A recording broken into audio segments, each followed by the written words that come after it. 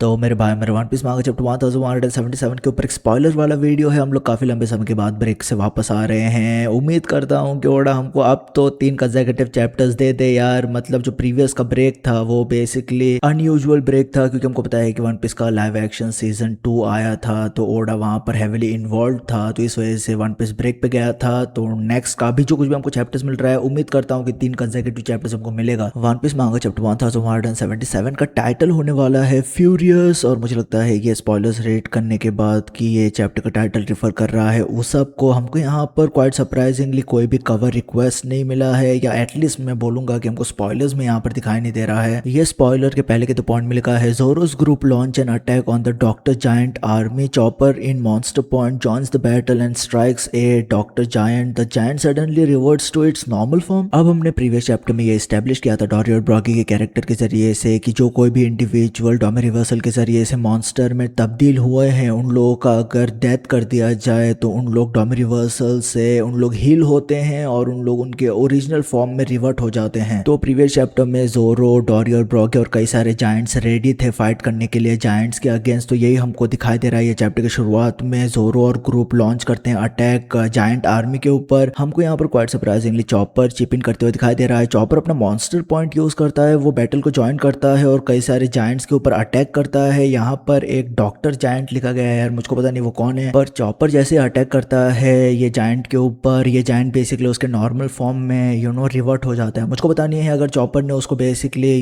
जान से मार दिया है, या हमारा भाई चॉपर ड्रग डीलर है, हमको पता है ड्रग डीलर है वो, तो उसने कुछ ड्रग इंड्यूस किया है, मुझको पता नहीं है। पर जो कुछ भी एस्टेब्लिश किया था प्रीवियस चैप्टर में, ऐसा लग रहा है कि चॉपर ने उसको जान से मारा है, जिसकी वजह से वो रिवर्ट किया अपने ओरिजिनल फॉर्म में। ये स्पॉइलर के नेक्स्ट के 3 पॉइंट में लिखा है, सांजी's group successfully restrains Cunningham. Sanji handles Cunningham's head to Jinbei while he and Frankie tie Cunningham's leg. Cunningham screams in agony and he is unable to regenerate. Usopp joins Brook but both beaten by Emo. अब हमने previous chapter में देखा था कि Sanji ने कलिंगम के ऊपर attack किया था, हमको जिनबे और फ्रैंक के अटैक करते हुए दिखाई दे रहे थे एक वर्म के ऊपर। तो ये चैप्टर में सांजी ने सक्सेसफुली कलिंगम को काइंड ऑफ पिन डाउन किया है। सांजी कलिंगम का सिर पकड़े हुए है और ऑन द अदर हैंड जिनबे और फ्रैंकी बेसिकली उसका पैर को बेसिकली उन लोगों ने टाई अप किया है। कलिंगम यहाँ पर जोर जोर से चिल्ला रहा है, वो बहुत ज्यादा एगनी में है क्योंकि वो रीजनरेट नहीं कर पा रहा है। मुझको पता नहीं प्रीवियस चैप्टर में सांजी ने किक तो जरूर किया था कलिंगम के ऊपर, पर मुझे पता नहीं है अगर कलिंगम का कोई बॉडी पार्ट कट ऑफ हो गया था या उसका सिर कट गया था या पैर कट गया था, मुझको पता नहीं है। मे भी ऐसा हो सकता है कि सांजी का किक इतना डेवस्टेटिंग था कि वो बेसिकली अनकॉन्शियस हो गया है। यहाँ पर ऐसा लिखा गया है कि कलिंगम रीजनरेट नहीं कर पा रहा है। एक्चुअल में क्या वो रीजनरेट नहीं कर पा रहा है वो मुझे समझ में नहीं आ रहा है, पर यहाँ पर सांजी, फ्रैंकी, जिनबे तीनों लोग मिलके कलिंगम को सबड्यू किए हैं एक तरीके से। प्लस हमको यहाँ पर दिखाई दे रहा है कि ऊसप ज्वाइन करता है ब्रुक के बैटल को। हमको पता है कि ब्रुक ने बेसिकली ब्रुक के ऊपर इम्यून अटैक किया था, गुनको का पूरा एंगल आ गया था, तो ऊसप ने चिप इन किया है ब्रुक के साथ, पर ब्रुक और ऊसप दोनों लोगों को इमो हरा देता है ऑब्वियसली। ये स्पॉइलर के नेक्स्ट के 3 पॉइंट में लिखा है, Usopp is angry and has a defining moment where he stands shouting to Emo that Elbaf is the land of warrior. Usopp calls Emo out for using cowardly tactics to fight the Elbaf warriors and that he should fight with his own hands directly. Usopp fires an explosion shot at Emo but Emo moves quickly appearing in front of him. The massive explosion hits everyone, both ऊसप and book lying unconscious. मेरे भाई finally ऊसप को कुछ तो मिला यार Voda के जरिए से। ऊसप यहाँ पर हमको लेक्चर देते हुए दिखाई दे रहा है, वो स्पीच देते हुए दिखाई दे रहा है ईमू को।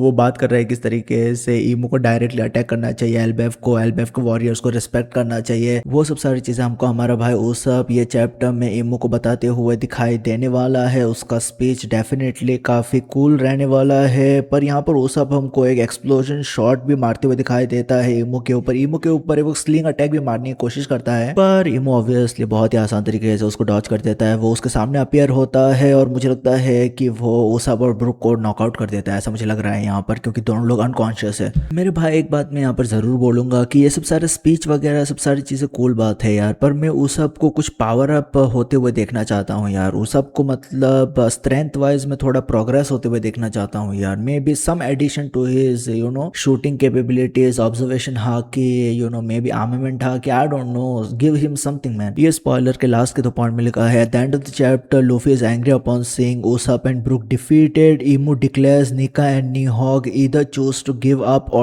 die. The battle will divide the world. मेरे भाई ये चैप्टर फाइनली खत्म हो रहा है ईमू, लूफी और हमारा भाई लोकी, तीनों लोग आमने सामने आते हुए यहाँ पर हमको फाइनली हमारा भाई लूफी ईमू को मिलते हुए दिखाई दे रहा है। हम लोग एक तरीके से बोल सकते हैं कि लूफी यहाँ पर ईमू को इनडायरेक्टली मिल रहा है क्योंकि ईमू ने गुंको की बॉडी के ऊपर पोजेशन लिया है, वो सब सारी चीज है। But the end of the day ये जो फेटफुल एनकाउंटर है वो फाइनली हुआ है। यहाँ पर ईमू बात कर रहा है कि किस तरीके से नीका बेसिकली जो लूफी है और नी हॉक बेसिकली जो हमारा भाई लोकी है, ईमू उनको बोल रहा है कि तुम लोग अभी ही गिव अप कर दो, तुम लोग अभी सरेंडर कर दो मेरे सामने, या तुम लोगों का मौत हो जाएगा या तुम लोग मर जाओ बेसिकली। यहाँ पर ऐसे ही बोल रहा है वो, जो कुछ भी है यहाँ पर ईमू जरूर बोल रहा है कि पूरा दुनिया डिवाइड हो जाएगा। लूफी ऑब्वियसली यहाँ पर बहुत ज्यादा गुस्से में है उसअप और ब्रुक को अनकॉन्शियस देख के। तो डेफिनेटली नेक्स्ट चैप्टर में हम लोग हमारे भाई लूफी को कुछ क्रेजी अटैक मारते हुए देख सकते हैं ईमू के ऊपर। ये पूरा चैप्टर मैं एक तरीके से बोल सकता हूँ कि एक स्ट्रॉ हैट वाला चैप्टर है जहाँ पर हमको